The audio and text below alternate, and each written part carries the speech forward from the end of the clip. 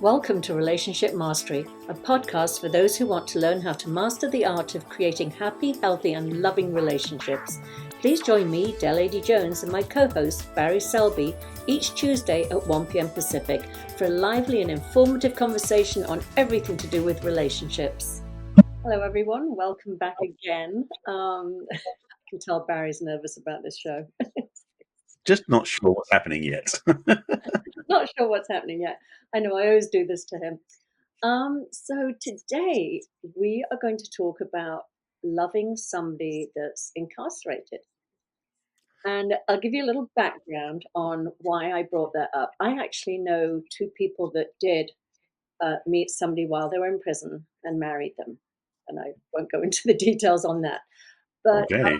how all this started for me wanting to talk about this subject this week with Barry is I started watching, well, there was a lot of stuff in the news right now about the Menendez brothers being their trial, their resentencing, basically looking at how much time they've served, looking at, the fact that, that there's new evidence that they suffered sexual abuse at the hands of their father.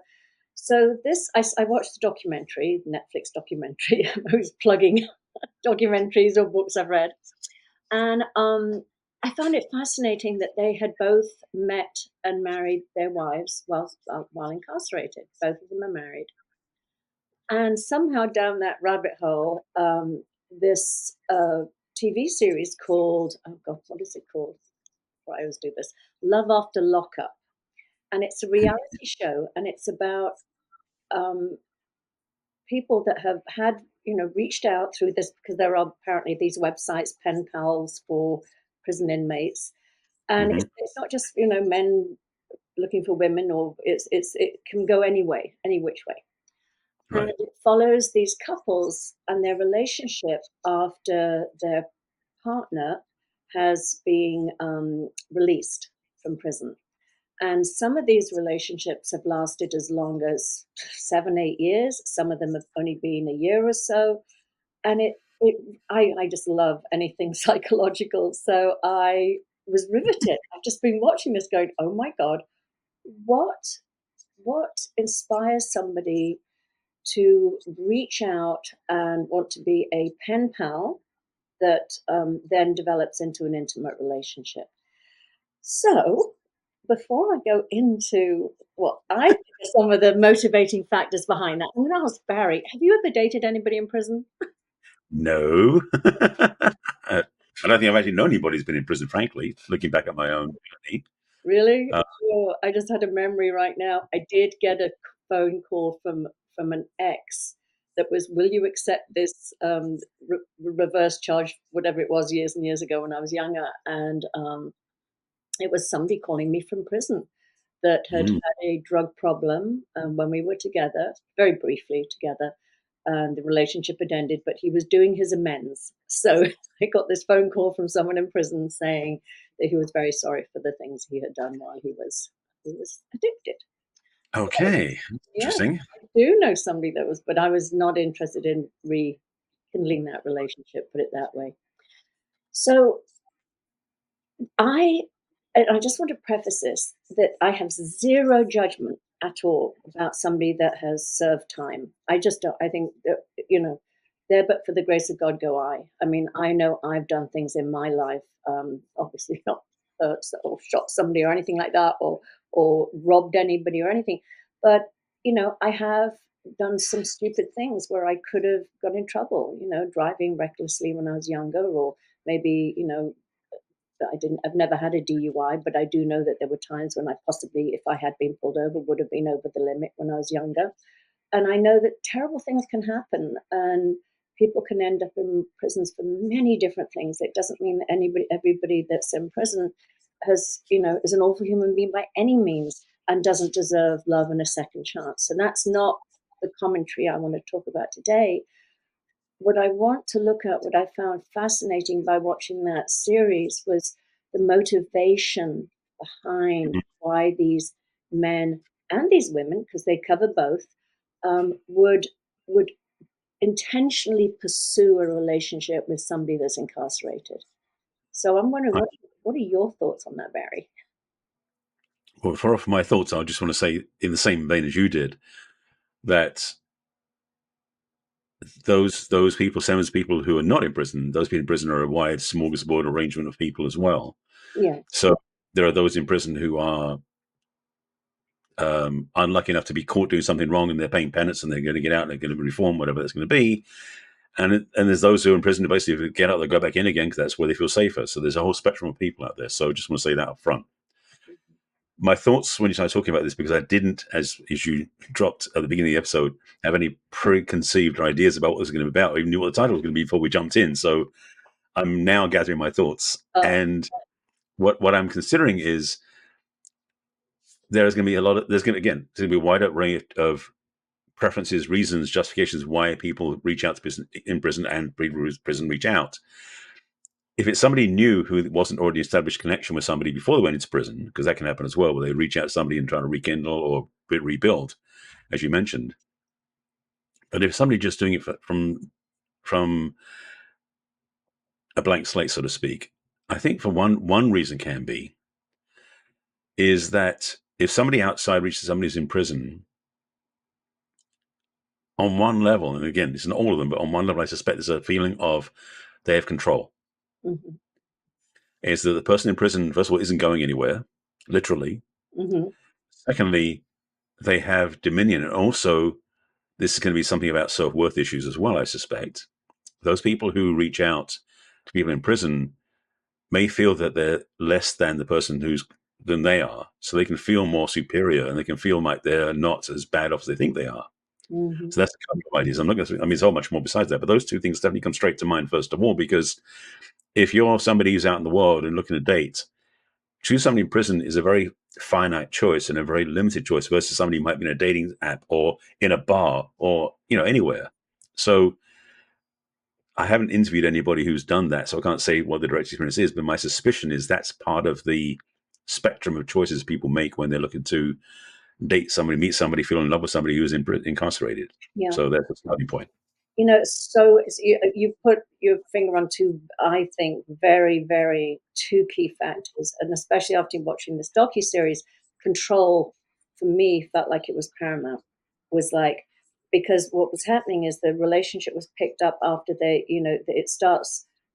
The filming starts when they're basically when they get together after the relationship has already been established. And what I noticed more than anything was the control that both that anybody on the outside wanted to maintain over the person that was being released. It Mm-hmm. was like it was like control really felt like it was such a strong factor in there.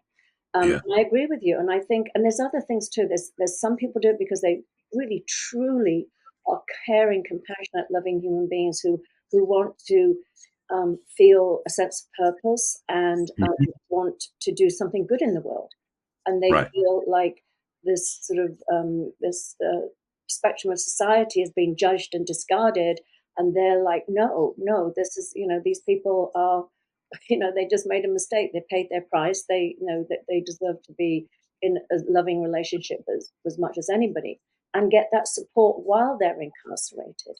That's Mm-hmm. definitely one factor, but other things come into play too. And I think when you have suffered any type of sexual abuse, I'm not saying this goes for everybody that have suffered sexual abuse, Right. but when the person that I know that entered into a relationship with somebody that was incarcerated had suffered extreme sexual abuse, and it was a safe relationship for her because it was all based on emotional connection, intimacy on that level, and there was a safety from in her mind from the sexual part of the relationship. Right. I Makes sense. know for myself. I remember. I mean, I think I was much younger, but I think I remember when I was really young and sort of romanticizing things. I think there was a part of me that felt that that would be a comfortable relationship. There'd be no pressure on me to if I didn't want to be sexual with somebody, there was a safety there. But I would Yeah. have all the things I did want, which was the emotional connection and the intimacy on other levels. So I think that's really important to think about too. and again, I keep wanting to say this, there is zero judgment, and it always feels that, Barry, we always go back to this place of know yourself, know Hmm. what's motivating you, Yeah. because in that situation with this woman I knew that had been sexually abused, she was on a mission to get this man released from prison, and she eventually did. I mean, I think he was in for life, but her mission was to get him released, and he was released. But then she had to deal with, oh my God, this is now a sexual relationship, and Yep. it ended very quickly and very, very, very badly. I'll just leave Yeah. it at that. Yeah. So again, as we always say, really understand yourself, understand what your motivation is, where you're coming from, and be clear about that. Because Hmm. again, one of the people in this documentary, what this woman, she's highly religious, no drinking, no alcohol, no anything, but she chooses to be in a relationship with somebody who's an ex-gang member, and she wants to convert him into her religion, have him not drink, and then she has all these rules of what he needs to become to be with her. Hmm. And you have to ask yourself, why wouldn't you just choose somebody that was more aligned with how you want to live your life instead Well, of taking on this fixer-upper mission? there's another piece of this that could come up to me as well, which may places may not though. Is there's also a certain level of thrill. Oh yeah, Some some 100%. people were doing it, and that's the challenge. Like saying with that woman who had suddenly faced the fact this guy was out of prison, because the thing is again because they are controlled and they are in an environment they're fixed in, they're in containment. There's Hmm. a thrill to dance with that. Hmm. That some people think that's why it'll never come into reality, where there'll be like again emotional excitement, emotional thrill, all that sort of stuff. No physical risk or threat involved. Hmm. So there is a part of that. There's a desire to get their jollies, if you so to speak, in that method of just being able to get the thrill of emotionally being intimate with somebody who there's no risk or no fear of them having to face them physically, which Yeah, is a powerful aphrodisiac in some ways too. exactly. So, yeah, and the thing you're saying last part about the converting thing, I sometimes feel like some people who are very strictly religious and a very um, ordered methodology feel like they will sometimes have to prove their faith somehow. Hmm. So to convert somebody who is middle of the road, so to speak, is a lot easier than converting somebody who's so far off of that path.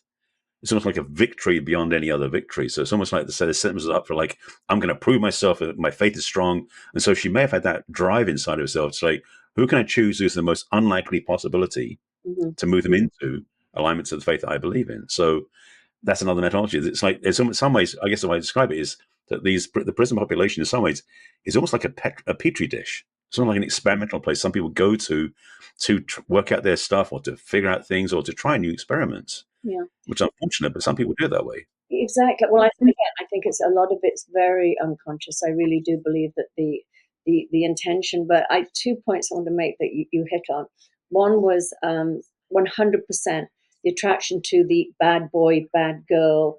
Um, the bigger the challenge, the bigger the thrill, the win is. Yeah, To sort of win over just anybody. And that's why people run away from people that are available or coming towards them, because there usually is this. And me, I'm hand up right now, this is me when I was younger for sure, was that I had such low self-esteem, I had to keep proving my worth. And what better way to prove your worth than to convert a bad boy or win over the unobtainable? So yeah. that was definitely one of my MOs when I was younger. The other thing was oh gosh, this always happens. It comes in and then it goes again. But Comes back. just scribble notes for myself. But that's a huge factor. And then there was, it'll come in a minute. So jump back in while I'm racking my brain to remember the other point I was going to make. But speak to the other part, though, as you mentioned about when the incarcerated person gets out, Hmm. the fact that some people can maintain a sort of relationship, there is, and we've talked about this many times before, about how inbuilt patterns from younger ages, whether it's abusive or just the way we learn from our parents about relationships, will tend to play out into adult dating life. And so someone selecting someone who's incarcerated, might whatever reason that is, there is a patterning involved. Mm. Oftentimes, there is an unconscious programming that's playing out in the choices and in the results they get with this person that they then have to figure out how to integrate into daily life with somebody who's come out of prison. Yeah, And so the reason some relationships don't work is because the fantasy doesn't meet the reality. exactly. There's big issues. And that's true in dating, period, regardless of being, frankly, in the incarcerated. People have the experience that, go on a dating app, you get a fantasy about somebody, meet them in real life, they don't match that. You're disappointed. Yeah, but Well, with incarcerated, definitely, we're being that. yeah, and as you say, in real life, that happens a lot faster. But when you're invested over, years, sometimes some Build it up. relationships, Yeah. like 7 years of being in this romanticized idealization, and again, it's like you're not dealing with real life. You're not seeing the other person deal with the stresses of real life. I'm not saying prison is not horrifically stressful. I'm sure it is, but it's just But one yeah. type of stress. Whereas Hmm. being out, especially if you've had, I'm not saying that there aren't drugs in prisons. Of course, we all know there are, but the chances of relapsing, say when you get out, are going to be greater and easier. That I did remember what I was going to say earlier, and Ah, that yes. was, You can come back. see, if I leave it alone, it comes back. But it's the besides being attracted to the bad boy, bad girl element and romanticizing that, it's the part that you can, and I know again, this was me when I was younger. I would meet somebody that had it all together. They were perfectly normal. They grew up in a normal household with normal parents. I would run a million miles from that because that to me was like, I don't know how to relate to you. I've had such a different experience myself. It was so chaotic, it was so dysfunctional that I only felt comfortable with other people that had experienced a level of chaos and disruption, discomfort, whatever, in their childhoods. So I Right. looked for people that were troubled, like I felt I was troubled. It was like you needed to have weathered some of the same things I'd weathered. So there's definitely that aspect too of feeling like um, you've been hurt or misunderstood or life's been whatever, whatever. I can identify with that. So that's a huge Yeah. part of it as well, for sure. Is that what do they say? Water meets its level. So Hmm. I think that plays into it for sure. But I think these are again, it all keeps coming back to there's nothing wrong with these relationships. You've just got to understand yourself, and as you say, your patterning, your motivation that might be hidden under what appears to be very altruistic and caring and loving and everything. And maybe you do have an issue with needing to be in control. And that's not a Maybe. judgment. It's okay to know that about yourself and to look at that. Yeah, but it's also a question of how do you really want to live your life? Yeah. And that's the challenge. And this is going back to way back. So it's a long time ago about when we start doing a lot of personal growth and we evolve and we change, the choice of making a relationship change as well. And if you're faced with your own limiting perceptions, beliefs, rules, like being in control is one of your attachments, or to be able to run away when you need to, or not feel safe, what the things are, at that moment you have a choice. Do you stick with that because that's comfortable, familiar, and normal to you, in air quotes, or do you say, you know what, I want to change and grow and don't want to do that anymore? But it's true, and this is true independent of environments here, is that we're faced with choices every time we date and every time we meet somebody, is what draws us in. Is it additive or is it subtractive? Is it adding to our life or is it pulling us away from who we want to be? Hmm. So this theme about prison love is no different, really, in a sense, in other ways of dating as well, because we carry ourselves from relationship to relationship. We always do. So the person we are in that relationship, are we happy to be that person or are we regretting to be that person? It's always a choice point. Yeah, I think that's admirable, and I think if we could all be wise enough to approach life in that way, then I think we are. Yeah, that'd be I perfect. think we are. We'd all be making the perfect choices. There'd be no divorce. We'd all be. But My view of the world. Yeah. drivers are so you know we're so blind to them, and we Yeah. sometimes it's scary to look. It's scary to take that lid off and see what's in here, and what's going on. And also I was thinking as you were I was thinking about these relationships and how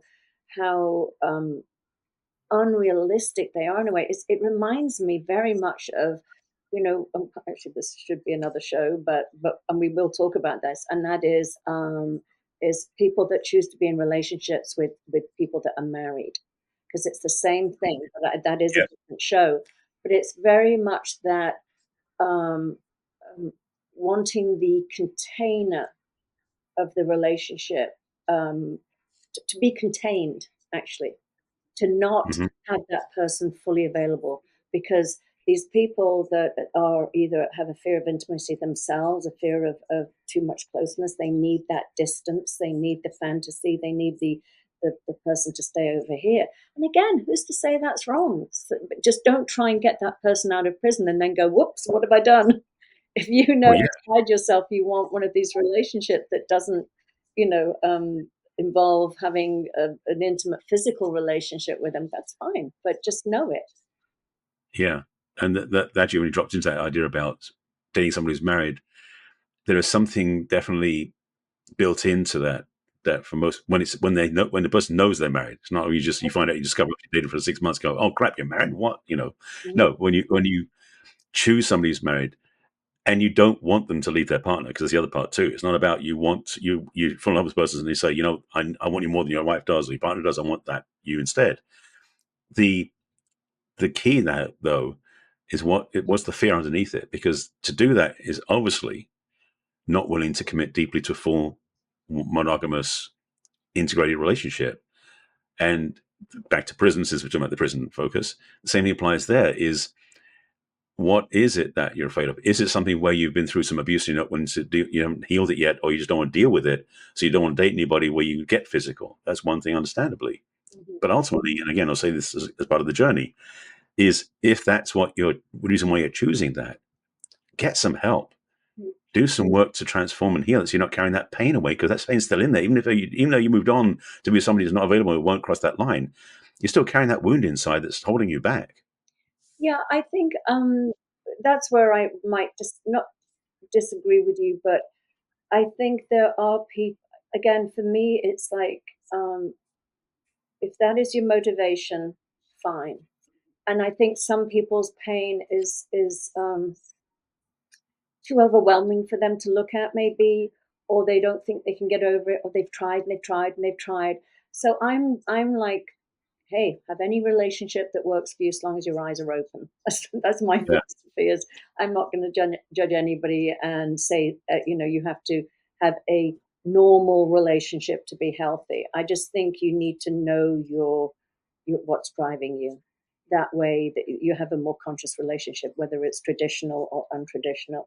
The other thing I want right. to go back to that you mentioned, and you mentioned it with the religious part of it, and Hmm.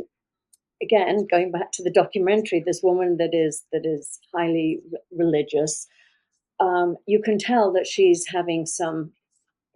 I mean, she's incredibly controlling, but you can also tell that she's having some real doubts about the compatibility of this relationship. But Yep. she has made a commitment in her mind to God, and even though all her instincts are saying, "Run, and this, I mean, this man had been in prison for 18 years. He was a Crips or a Hmm. Blood, one of those gang members, for armed robbery and who else knows what else. But this issue around handing over the power or agency of your own self to to the God that you worship, even when everything on the inside is screaming, "Run! This is not good for you or your children." And she's taken on this role of, but I made a commitment to God and I have to see it through. Right. And that to me again is something that you might want to look at. Put it that way. Indeed.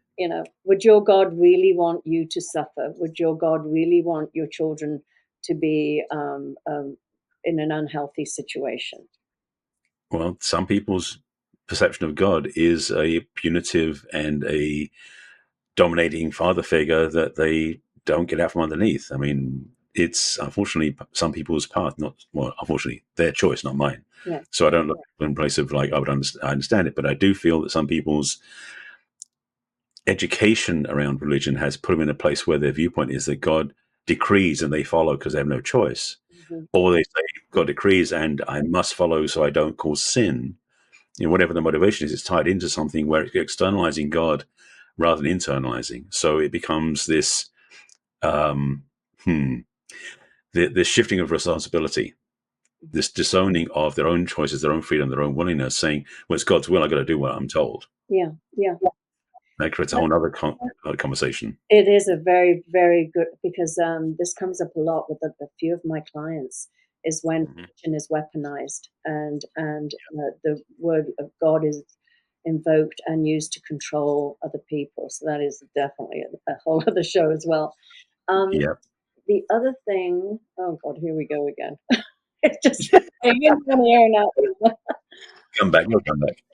Yeah. So, but yeah, I think again, it's that sort of listen to your. Oh, I know what it was I was going to say.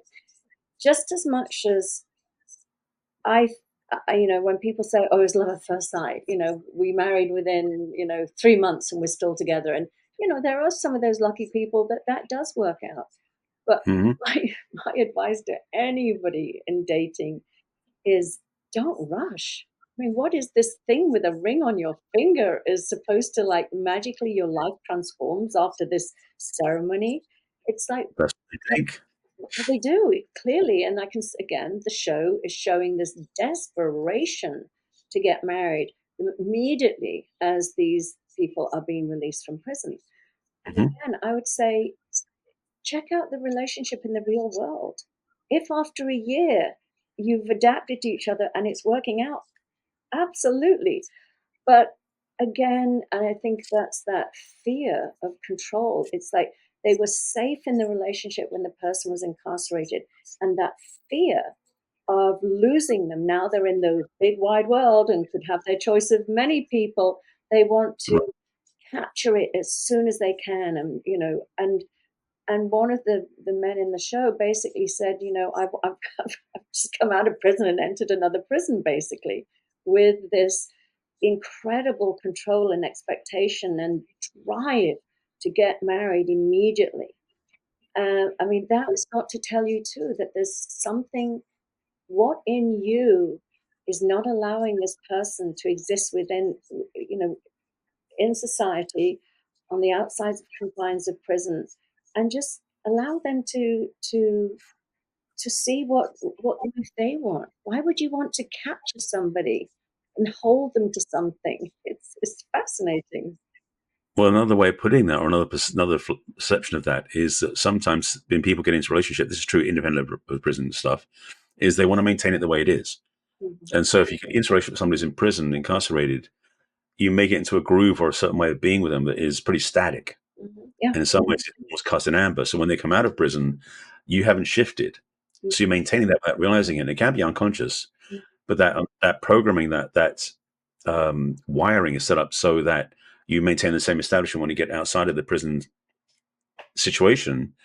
But the person who's come out is still not free because they're now being held in the same position they were when they were in prison. So, and that's not necessarily done as an intentional way of doing it. It's just unfortunately some people default that way without realizing it, and that's a Exactly. trap people fall into. Yes. So to wrap this up, the message is, I always say two consenting adults have whatever relationship you want. I'm not here to judge whatever form or anything, and but just do everything with self awareness, with Yeah. with an understanding of what your patterns are, what your drives are, and what it is you really really want you know Hmm. at the end of it all. Absolutely. Okay, all right. Okay, then. I love shocking you with these topics, Barry. You're looking at deer in headlights, like what? Yeah, roll with it anyway. Yeah, I Good. know you do. But you're brilliant. I love it. Okay, all right. Well, All right. fabulous week, everybody. Thank you so much, and we'll see you all next week. Take care. Bye-bye. We trust you enjoyed this episode and invite you to share this with your friends and loved ones. In fact, please subscribe to our Relationship Mastery podcast. That way you'll get each new episode fresh and shiny as soon as it is released. We'd love to hear from you as well. So go ahead and enter your questions and comments at relationshipmastery.show. Take good care. We will connect with you in our next episode of Relationship Mastery.